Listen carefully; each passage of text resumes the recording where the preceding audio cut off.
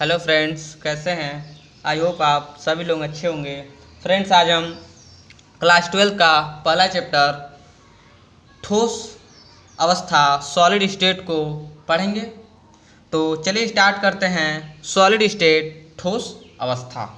तो सबसे पहले ठोस की डिफिनीशन, ठोस क्या है? तो ठोस का आयतन और आकृति निश्चित होता है तथा इसके कण कंपन गति करते हैं। तो ठोस क्या है?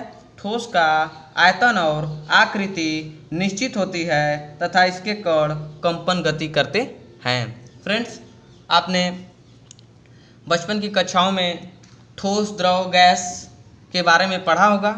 तो यदि द्रव का पूछे तो द्रव क्या है? द्रव का आयतन तो निश्चित होता है परंतु आकार निश्चित नहीं होता है। तो इस तरह द्रव को हम बता सकते हैं। गैस क्या है? गैस का आयतन और आकार दोनों अनिश्चित होता है। तो ये सब आपने बचपन की कक्षाओं में पढ़ा होगा। तो अब हम पढ़ेंगे ठोस के जो टाइप्स होते हैं। तो ठोस, क्रिस्टल ठोस और अक्रिस्टल ठोस में बांटा गया है। तो क्रिस्टलाइन ठोस और एमॉर्फस सॉलिड, क्रिस्टलीय ठोस और अक्रिस्टलीय ठोस। तो क्रिस्टलीय ठोस क्या है? तो इसमें लॉन्ग रेंज ऑर्डर होता है। लॉन्ग रेंज ऑर्डर कहने का मतलब है फ्रेंड्स कि जो इसके कण होते हैं एक बहुत लंबे समय तक ऑर्डर में रहते हैं। कहने का मतलब है कि कोई सॉलिड है तो उसमें जो अणु का क्रम होता है उसके अंदर उसके कण का जो क्रम होता है वह एक ऑर्डर में होता है। तो इसमें लॉन्ग रेंज ऑर्डर होता है। अक्रिस्टलीय ठोस, इसमें शॉर्ट रेंज ऑर्डर होता है। और अगला पॉइंट, इसका आकृति निश्चित होता है। तो क्रिस्टलीय ठोस का आकृति कैसा होता है? निश्चित होता है। और अक्रिस्टलीय एमॉर्फस सॉलिड का जो आकृति होता है अनिश्चित होता है। अब अगला पॉइंट, क्रिस्टलीय ठोस की एंट्रोपी कम होती है और अक्रिस्टलीय ठोस की एंट्रोपी क्रिस्टलीय ठोस की अपेक्षा अधिक होती है। तो अब क्वेश्चन ये उठता है कि एंट्रोपी क्या होती है? तो friends, disturbance of the process या disorder of the process.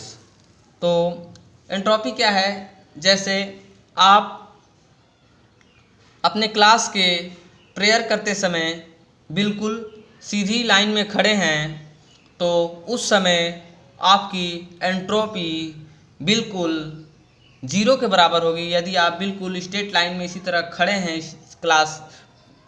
School के समय प्रेयर करते समय, और जब कोई लड़का अपने रो से निकल कर इधर उधर जाए तो हम कह सकते हैं कि एंट्रोपी बढ़ गई। या ये भी कह सकते हैं जैसे आप अपने बाल को कंघी से अच्छी तरह से झाड़ लिए और चल दिए तो उस समय आपकी बालों की एंट्रोपी बिल्कुल जिस तरह आप बाल को अपने कंघी से झाड़े थे उस तरह आपकी एंट्रोपी जीरो के समान है। यदि हवा चल दे, यदि आप बाइक चला दें तो आपके बाल बिखर जाएं तो आप कह सकते हैं कि हमारे बालों की एंट्रोपी बढ़ गई। तो एंट्रोपी का आप समझ गए होंगे कि मतलब क्या होता है कि डिसऑर्डर ऑफ द प्रोसेस को ही एंट्रोपी कहते हैं या डिस्टर्बेंस ऑफ द प्रोसेस को ही एंट्रोपी कहते हैं। तो क्रिस्टलीय ठोस की एंट्रोपी क्या होती है? क्रिस्टलीय ठोस की एंट्रोपी कम होती है और एमॉर्फस सॉलिड और क्रिस्टलीय ठोस की एंट्रोपी अधिक होती है। अब क्रिस्टलीय ठोस के कण कंपन गति करते हैं और अक्रिस्टलीय ठोस के कण धीमा प्रवाह होता है। फ्रेंड्स, एमॉर्फस सॉलिड का धीमा प्रवाह से क्या मतलब है? आप जानते हैं कांच एक एमॉर्फस सॉलिड है। आप जानते होंगे, जैसे आप क्वेश्चन सुने होंगे, आपके सॉलिड स्टेट में क्वेश्चन भी है कि पुरानी खिड़कियों के जो कांच होते हैं निचले तले पे मोटे मोटे क्यों हो जाते हैं, तो उसका आंसर यही है कि कांच एक एमार्फस सॉलिड है और उसके कणों का धीमा प्रवाह होता है, इसलिए कई वर्षों बाद जो खिड़की के कांच होते हैं निचले तले पे मोटे हो जाते हैं, तो इसके कण का धीमा प्रवाह होता है। अगला पॉइंट, इसके कण निश्चित अवस्था क्रम में होते हैं। तो क्रिस्टलीय सॉलिड के जो कण होते हैं निश्चित अवस्था क्रम में होते हैं और एमार्फस सॉलिड के जो कण होते हैं अनिश्चित क्रम में होते हैं। तो हमने क्या पढ़ा, तो हमने ठोस के जो प्रकार हैं क्रिस्टलीय ठोस और अक्रिस्टलीय ठोस के बारे में पढ़ा। तो क्वेश्चन आता है कि क्रिस्टलीय ठोस और अक्रिस्टलीय ठोस में अंतर लिखिए, तो उसका आंसर यही होगा कि आप एक एक पॉइंट बनाकर लिख सकते हैं। तो हमने क्या पढ़ा, ठोस के डेफिनेशन, ठोस क्या है, ठोस का आयतन और आकृति निश्चित होता है तथा इसके कण कंपन गति करते हैं। अब जो टाइप्स ऑफ सॉलिड हैं क्रिस्टलीय ठोस और अक्रिस्टलीय ठोस, क्रिस्टलाइन सॉलिड और एमार्फस सॉलिड। तो क्रिस्टलाइन सॉलिड क्या है, क्रिस्टलीय ठोस क्या है, तो इसमें लॉन्ग रेंज ऑर्डर होता है। एमार्फस सॉलिड में इसमें शॉर्ट रेंज ऑर्डर होता है। अगला पॉइंट, इसकी आकृति निश्चित होती है। अक्रिस्टलीय ठोस में इसका आकृति अनिश्चित होता है। अगला पॉइंट, क्रिस्टलीय ठोस में क्रिस्टलीय ठोस की एंट्रोपी कम होती है और अक्रिस्टलीय ठोस की एंट्रोपी क्रिस्टलीय ठोस की अपेक्षा अधिक होती है। क्रिस्टलीय ठोस कंपन गति करते हैं और अक्रिस्टलीय ठोस कणों का धीमा प्रवाह होता है। क्रिस्टलीय ठोस के कण निश्चित अवस्था क्रम में होते हैं और एमार्फस सॉलिड के कण अनिश्चित क्रम में होते हैं। तो फ्रेंड्स, हमने इस तरह क्रिस्टलीय ठोस और अक्रिस्टलीय ठोस के बीच का अंतर को पढ़ा। अब हम पढ़ेंगे इसका सॉलिड स्टेट का सबसे इम्पॉर्टेंट पॉइंट जो आता है जालक बिंदु, जालक व्यवस्था और जालक ऊर्जा। फ्रेंड्स, जालक बिंदु, जालक व्यवस्था और जालक ऊर्जा का जो डिफिनीशन बहुत ही बोर्ड के दृष्टि से इम्पॉर्टेंट है। इसे बोर्ड में अधिकांश क्वेश्चन इनसे आते हैं कि यही कि जालक बिंदु, जालक व्यवस्था और जालक ऊर्जा क्या है, उसकी परिभाषा को बताइए। तो जालक बिंदु, जालक व्यवस्था और जालक ऊर्जा को आइए पढ़ते हैं। तो जालक बिंदु क्या है, किसी क्रिस्टल के कण, आयन, परमाणु जिस बिंदु पर रहते हैं उसे जालक बिंदु कहते हैं। तो जालक बिंदु क्या है, किसी क्रिस्टल के कण, आयन, परमाणु जिस बिंदु पर रहते हैं उसे जालक बिंदु कहते हैं। अब जालक व्यवस्था क्या है, तो किसी क्रिस्टल के कण, आयन, परमाणु जिस बिंदु पर रहते हैं जालक बिंदु कहलाता है तथा यह व्यवस्था जालक व्यवस्था कहलाती है। तो जालक बिंदु क्या रहा, किसी क्रिस्टल के कण, आयन, परमाणु जिस बिंदु पर रहते हैं उसे जालक बिंदु कहते हैं। और जालक व्यवस्था क्या है, किसी क्रिस्टल के कण, आयन, परमाणु जिस बिंदु पर रहते हैं जालक बिंदु तथा यह व्यवस्था जालक व्यवस्था कहलाती है। अब जालक ऊर्जा क्या है, तो किसी क्रिस्टल से एक मोल आयनों को उसके जालक बिंदु से निकालने के लिए जो ऊर्जा दी जाती है उसे जालक ऊर्जा कहते हैं। तो आई होप आप फ्रेंड्स, आप लोगों को समझ में आ गया होगा कि जालक बिंदु, जालक व्यवस्था और जालक ऊर्जा है क्या। तो जालक बिंदु क्या है, कोई भी क्रिस्टल हो उसके जो कण, आयन, परमाणु जिस बिंदु पर रहते हैं फ्रेंड्स उसे क्या बोलते हैं, जालक बिंदु। और ये जो व्यवस्था होती है इनके रहने की उस बिंदु पे उसे जालक व्यवस्था। और जालक ऊर्जा क्या है, उस क्रिस्टल से एक मोल उसके कण, आयन, परमाणु को निकालने, उसके जालक बिंदु से निकालने के लिए जो ऊर्जा लगती है उसे ही जालक ऊर्जा कहते हैं। तो इस तरह हमने जालक बिंदु, जालक व्यवस्था और जालक ऊर्जा का डिफिनीशन को पढ़ा। ये बोर्ड की दृष्टि से बहुत ही इम्पॉर्टेंट है। इसे अधिकांश वर्षों में हमने देखा, इसके डिफिनीशन आते हैं कि जालक बिंदु, जालक व्यवस्था और जालक ऊर्जा क्या है, तो आप लिख सकते हैं। फ्रेंड्स, अब हम घन के बारे में कुछ जानकारी लेंगे।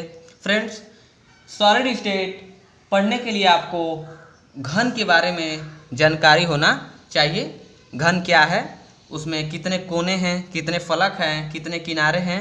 यदि ये सब आपको अच्छे से समझ में आ गया तो सॉलिड स्टेट आपको बिल्कुल सिंपल ही समझ में आ जाएगा। तो घन क्या है, तो फ्रेंड्स घन, जैसे हम यहाँ पे एक घन लेते हैं, तो फ्रेंड्स हमने ये घन लिया है। तो घन में सबसे पहले आपको पता होना चाहिए कॉर्नर कितने हैं, कोने कितने हैं। तो आप यदि घन अपने आप किसी रूम को माने जिसमें आप बैठकर पढ़ाई करते हो, तो आप देखते होंगे वो एक घन टाइप का हो, तो उसमें 8 कोने होंगे, 4 ऊपर और 4 नीचे। तो किसी भी घन में कोनों की संख्या कितनी होती है, कॉर्नर की संख्या कितनी होती है, 8 होती है। तो कोनों की संख्या, जो कोना होता है कितने होता है, 8 होता है।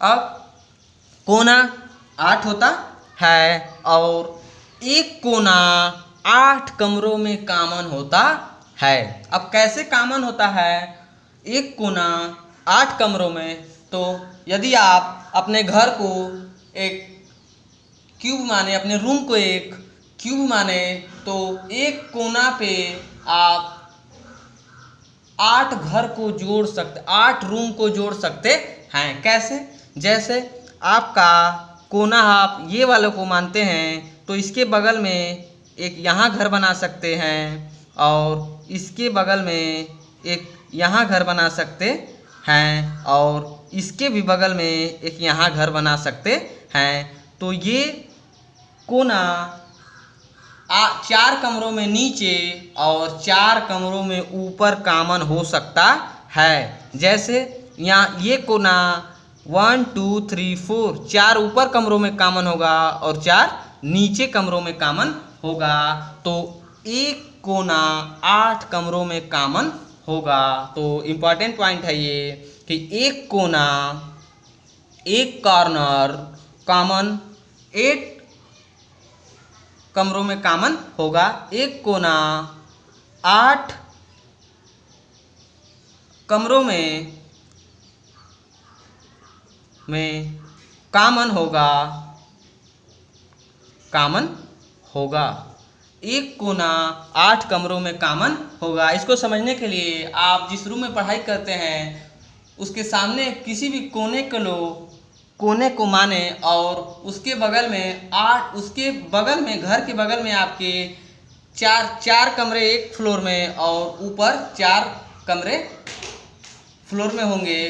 तो 4 नीचे और 4 ऊपर, तो एक कोना 8 कमरों में कॉमन होगा। आप समझ सकते हैं, एक कोना 8 कमरों में कॉमन होगा। अब बात करते हैं फलक, फेस। फलक क्या होता है, फेस, फलक। तो किसी भी घन में, किसी भी क्यूब में 6 फलक होते हैं। फेस कितने होते हैं, 6। कौन कौन, जैसे आप जिस रूम में बैठे हैं तो उसमें 4 दीवारें होंगी, 1 2 3 4, 1 2 3 4। जैसे 1 2 3 4 4 दीवारें हैं और एक ऊपर और नीचे।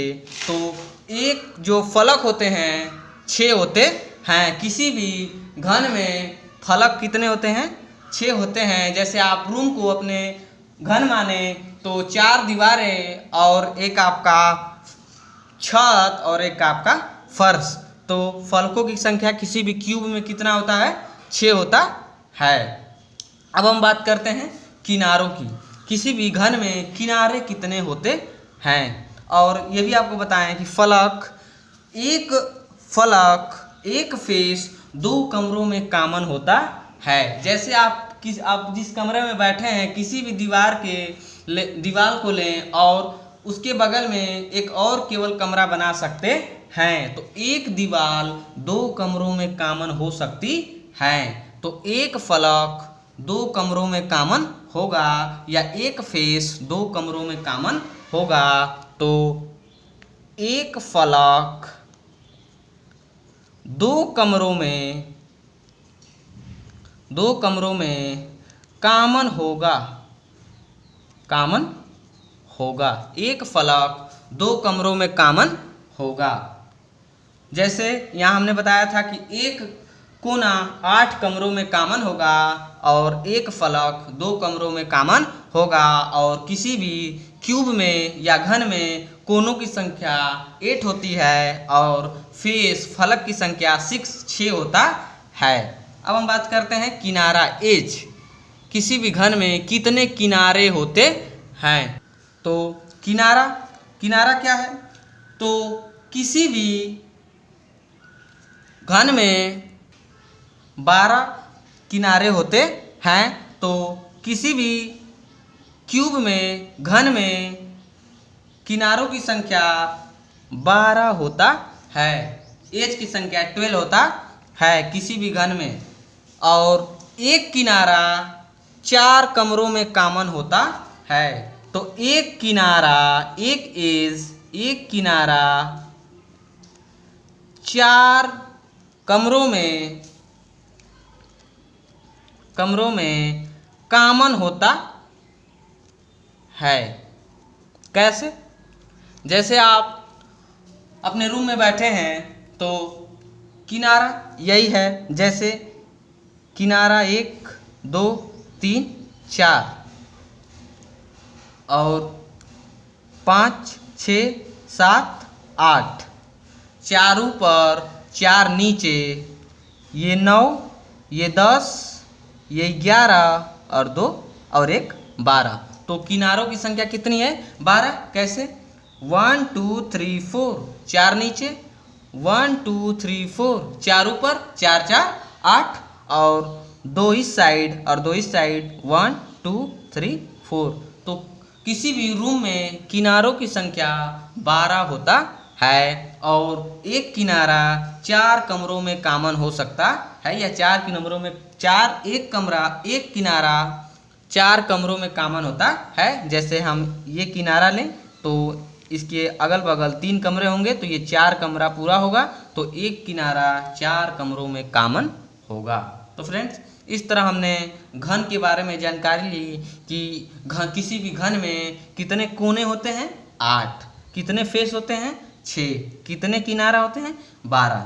एक कोना कितने कमरों में कॉमन होता है? 8 कमरों में कॉमन होता है। और एक फलक कितने कमरों में कॉमन होता है? 2। और एक किनारा 4 कमरों में कॉमन होता है। तो इस तरह हमने घन के बारे में जानकारी प्राप्त की। अब हम पढ़ेंगे इकाई सेल या कि कोशिका सेल। तो इकाई सेल, तो इकाई सेल क्या है? वह छोटी से छोटी संरचनात्मक इकाई जिसके पुनरावृत्ति से क्रिस्टल की रचना होती है उसे यूनिट सेल या इकाई सेल कहते हैं। तो इकाई सेल क्या है? वह छोटी से छोटी संरचनात्मक इकाई जिसकी पुनरावृत्ति से क्रिस्टल की रचना होती है उसे यूनिट सेल कहते हैं या इकाई सेल कहते हैं। जैसे फ्रेंड्स, आप किसी भी दीवार को देखते होंगे तो उस दीवार की सबसे छोटी इकाई क्या है? ईंट है। तो ईंट के जो बार बार रखने पर हमें क्या मिलता है? दीवार मिलता है। तो वह छोटी से छोटी संरचनात्मक इकाई जिसकी पुनरावृत्ति से क्रिस्टल की रचना होती है उसे यूनिट सेल कहते हैं। जैसे किसी भी सबस्टांस हो उसका एक यूनिट होता है। जैसे हमने एक दीवार को लिया है तो दीवार की सबसे छोटी इकाई क्या मानेंगे? ईंट। ईंट की पुनरावृत्ति बार बार उसके एक के ऊपर रखने पे हमें एक दीवार प्राप्त होती है। तो उस दीवार की सबसे छोटी इकाई क्या है? ईंट है। तो किसी भी क्रिस्टल का भी कोई एक सबसे छोटी इकाई होगा जो उसके पुनरावृत्ति से एक क्रिस्टल की रचना होती होगी तो उस इकाई को ही हम यूनिट सेल कहते हैं। तो वह छोटी से छोटी संरचनात्मक इकाई जिसकी पुनरावृत्ति से क्रिस्टल की रचना होती है उसे यूनिट सेल कहते हैं। जैसे हमने आपको बताया दीवार की सबसे छोटी इकाई ईंट होती है। अब यूनिट सेल दो प्रकार का होता है। तो unit cell are two type, कौन कौन? प्रिमिटिव यूनिट सेल और compound unit cell. Compound unit cell, primitive unit cell. तो unit cell are two type, कौन कौन? प्रिमिटिव यूनिट सेल और कंपाउंड यूनिट सेल। तो अब हम यूनिट सेल को बिल्कुल डिटेल पढ़ेंगे। तो आज हम वीडियो को यहीं पे एंड अप करते हैं ताकि आप जितना हम पढ़ाएं उसको आप पहले रिवीजन कर लें। तो अब हम नेक्स्ट वीडियो में यूनिट सेल पढ़ेंगे। तो यूनिट सेल क्या है? वह छोटी से छोटी संरचनात्मक इकाई जिसकी पुनरावृत्ति से क्रिस्टल की रचना होती है उसे यूनिट सेल कहते हैं। यूनिट सेल दो प्रकार का, प्रिमिटिव यूनिट सेल और कंपाउंड यूनिट सेल। और इसमें जो कंपोजिंग पार्टिकल होता है वन होता है और उसका जो एग्जाम्पल है SCC। तो ये सब आपको बताएंगे कि SCC क्या है, सिंपल क्यूबिक यूनिट सेल। और इसका जो कंपोजिंग पार्टिकल होता है मोर देन वन होता है। इसका जो कंपोजिंग पार्टिकल होता है मोर देन वन होता है। और जो इसके एग्जाम्पल हैं FCC, BCC और ECC। तो ये सब हम नेक्स्ट वीडियो में पढ़ेंगे। तो इस तरह हमने आज सॉलिड स्टेट की कुछ बेसिक से हमने बिल्कुल स्टार्ट किया है। तो इस तरह हमने आज पढ़ा सॉलिड स्टेट। तो यदि हमारा ये वीडियो अच्छा लगे कि हम सॉलिड स्टेट सीख रहे हैं तो हमारा इस चैनल विद्यादान साइंस को सब्सक्राइब करें। तो चलिए फ्रेंड्स, यहीं पे वीडियो को एंड अप करते हैं।